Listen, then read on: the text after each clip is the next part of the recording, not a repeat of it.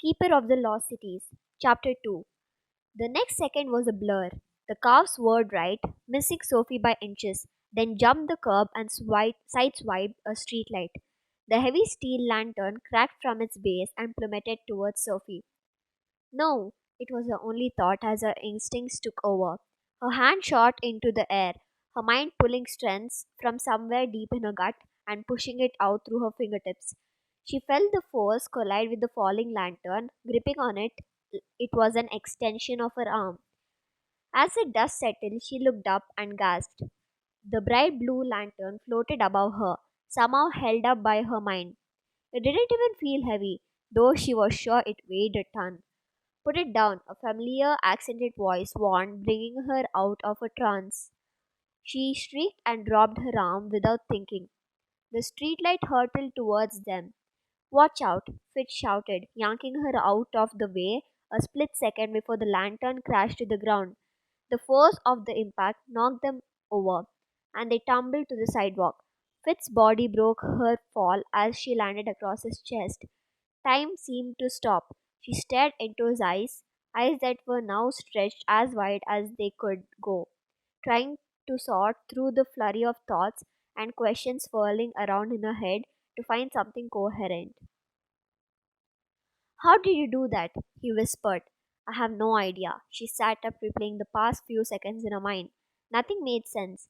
We need to get out of here, Fitz warned, pointing to the driver, who was staring at them like he had witnessed a miracle. He saw, she gasped, feeling her chest tighten with panic. Fitz pulled her to her feet as he got up. Come on, let's get out of sight. She was too overwhelmed to figure out a plan on her own, so she didn't resist when he dragged her down the street. Which way? He asked when they reached the first intersection. She didn't want it to be alone with him, so she pointed north toward the San Diego Zoo, where there was sure to be a crowd, even during a firestorm. They took off running, though no one was following, and for the first time in her life, Sophie missed hearing thoughts. She had no idea what Fitz wanted, and it changed everything. Her mind ran through terrifying scenarios, most of which involved government agents throwing her into dark vans to run experiments on her. She watched the road, ready to bolt at the first sign of anything suspicious. They reached the zoo's massive parking lot, and Sophie relaxed when she saw people outside, milling around their cars. Nothing would happen with so many witnesses. She slowed her pace to walk. What do you want? She asked when she caught her breath.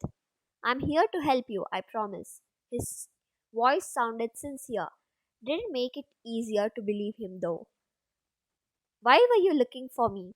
She tugged out a loose eyelash, more than a little afraid of the answer. He opened his mouth, then hesitated. I'm not sure if I'm supposed to tell you. How am I supposed to trust you if you won't answer my questions? He considered that for a second. Okay, fine, but I don't know much. My father sent me to find you. We have been looking for a specific girl your age, and I was supposed to observe and report back to him like always.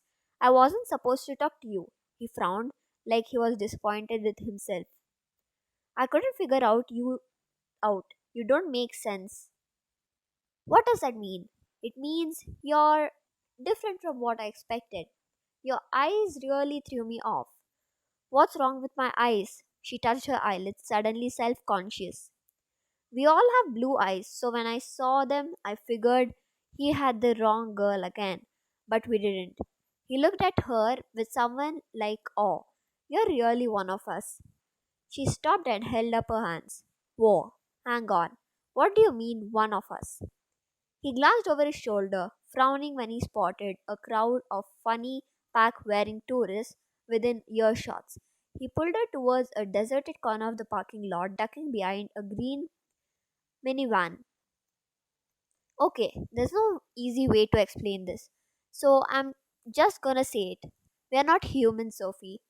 For a second, she was too stunned to speak. Then a hysterical laugh escaped her lips. Not human? She repeated, shaking her head. Right. Where are you going? He asked as she moved towards the sidewalk. You're insane. I'm and I'm insane to trusting you. She kicked the ground as she stormed away. I'm telling the truth, he called. Just think for a minute, Sophie. The last thing she wanted to do was listen to another word he said, but the plea in his voice made her stop and face him. Can humans do this? He closed his eyes and vanished. He was only gone for a second, but it was enough to leave her reeling. She leaned against the car, feeling everything spin around her. But I can't do that, she argued, taking deep breaths to clear her head. You have no idea what you can do when you set your mind to it. Think of what you did with the pole a few minutes ago. He seemed so sure, and it almost made sense. But how could that be? And if she wasn't human, what was she?